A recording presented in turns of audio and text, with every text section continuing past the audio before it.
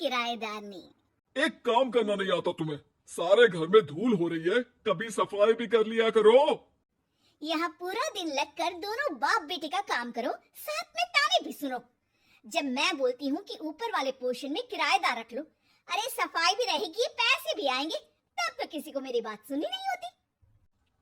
हो गया tap recorder शुरू। ये कहते हुए राज घर से बाहर निकल जाता है, जिसके बाद शिविन अपने कमरे से निकलकर नेहा के पास आता है। क्या यार मम्मी, कितनी बार बोला है टाइम से उठा दिया करो। हो गया ना मैं कॉलेज के लिए लेट। दुनिया की सारे गधे घोड़े बेचकर तो तू सोता है। पता भी चलता है तुझे कि मैं कितनी बार उठाने आती हूँ। बस दोनों बाप बेटों को घर से निकलते हुए लेट होने की फिक्र है, वापस आते हुए कितना भी लेट हो जाए कोई फिक्र नहीं। ओहो मम्मी, ओवर एक्टिंग मत किया करो। माँ की बातें अब ओवर एक्टिंग ही तो लगेगी ना। मेरी तो कोई फीलिंग्स ही नहीं है। क्या करूं, मर जाऊं क्या मैं? ओ मम्मी, जा रहा हूँ मैं, बाय। शिविन चला जाता है और नेहा बेचारी किलस्ती अपने घर के कामों में लग जाती है। इसी तरह चलती है नेहा की जिंदगी, जिसमें उसकी ज्यादा बोलने वाली आदत की वजह से उसका पति और बेटा उसकी फीलिंग्स की कदर किए बिना हमेशा उससे दूर भागते रहते हैं। पूरा दिन घर में अकेले रहो और जब पति या बेटे से बात करने जाओ तो उनके नखरे अलग। अब मुझे ही कोई अच्छा किराएदार ढूंढना पड़ेगा। इसी के साथ नेहा किराएदार की खोज शुरू कर देती है, जिसके कुछ महीनों बाद दूसरे शहर से यहाँ पढ़ने के लिए आई निम्मी घर ढूंढते हुए नेहा के पास आती है और वो उसे किराए पर रख लेती है। अगली सुबह हमेशा की तरह राज और शिविन अपनी जल्दी में होते हैं कि निम्मी वहां आ जाती है। दीदी, थोड़ी चीनी मिलेगी, वो कल ना राशन लाने का समय ही नहीं मिला। निम्मी को देखते ही दोनों बाप बेटे की जल्दी वहीं खत्म हो जाती है और वो निम्मी को इम्प्रेस करने की रेस में भागने लगते हैं। अरे मम्मी को क्यों परेशान करना, मैं हूं ना।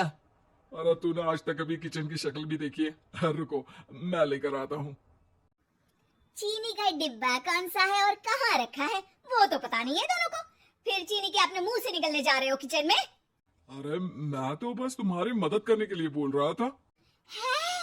क्या मदद? और वो भी तुम करोगे? सच में? अरे कोई तो सच बताओ। सुबह सुबह दोनों बाप बेटे कोई सूखा नशा करके तो नहीं आ गए ना?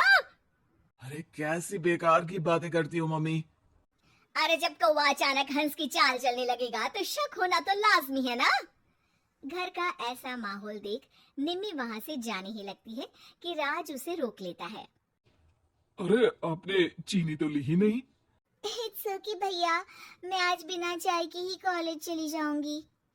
जहाँ एक तरफ भैया सुन राज का दिल टूट जाता है, वहीं कॉलेज सुन शिविन खुश हो जाता है। वैसे आप कौन से कॉलेज में हो? इस पर निम्मी जवाब देने ही वाली होती है, लेकिन नेहा टोकते हुए बीच में बोल पड़ती है। अब दोनों को देर नहीं हो रही। हद है इनसे भी, कहीं बात बनने ही नहीं देंगी मेरी तो। अरे जा रहे हैं, अब यहाँ बचाई क्या है?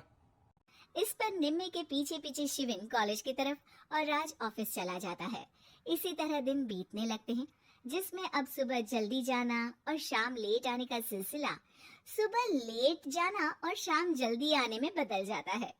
एक शाम वो दोनों समय से पहले ही घर वापस आ जाते हैं, जिन्हें देख नेहा हैरान रह जाती है। हाय मेरे रब्बा, अरे पहले घर जल्दी आना शुरू कर दिया और आज तो उससे भी जल्दी। कहीं मैं कोई सपना तो नहीं देख रही? मतलब अब क्या हम अपने घर भी जल्दी वापस नहीं आ सकते? अरे घर तो कितने सालों से तुम्हारा ही है, पर लगता है कि अपना ही है, इस बात का एहसास अब हुआ है। वो सब ठीक है मम्मी। निम्मी कहाँ है? जरा उसे बर्थडे विश तो कर दूं। अरे वाह रे, आज तक तो अपनी माँ का बर्थडे तुझे याद नहीं रहा? उसका बहुत याद है। वो तो मुझे पापा ने याद दिलाया है। हैं? अरे क्या बोल रहे हो तुम? झूठे? नहीं बेबी, देखो मुझे तो तुम्हारा बर्थडे भी याद नहीं रहता, तो उसका कहाँ से याद रहेगा मुझे? तौबा, मैंने तो किराएदार रखकर अपने ही पैर पर कुल्हाड़ी मार ली। बेटा तो बेटा, यहाँ तो बाप भी किसी से कम नहीं है। इतनी देर में निम्मी भी घर वापस आ जाती है, जिसे देखते ही शिविन हैप्पी बर्थडे गीत गाता हुआ उसके पास चला जाता है। हैप्पी बर्थडे निम्मी। बताओ आज क्या चाहिए तुम्हें? हाँ हाँ, मांग लो ना इसकी जान। अरे नहीं नहीं, मुझे कुछ नहीं चाहिए, बल्कि मैं तो आज आप लोगों को कुछ देने आई हूँ। क्या क्या देने आई हो? निम्मी अपनी बैग में से मिठाई का डिब्बा और शादी का कार्ड निकालती है। ये मेरी शादी का कार्ड और मिठाई, आप सबको मेरी शादी में जरूर आना है और इसी खुशी में मिठाई खाइए। निम्मी की बात सुनकर जहाँ शिविन और राज शॉक में आ जाते हैं, वहीं नेहा हंसने लगती है। दिल के अरमां आंसुओं में बह गए।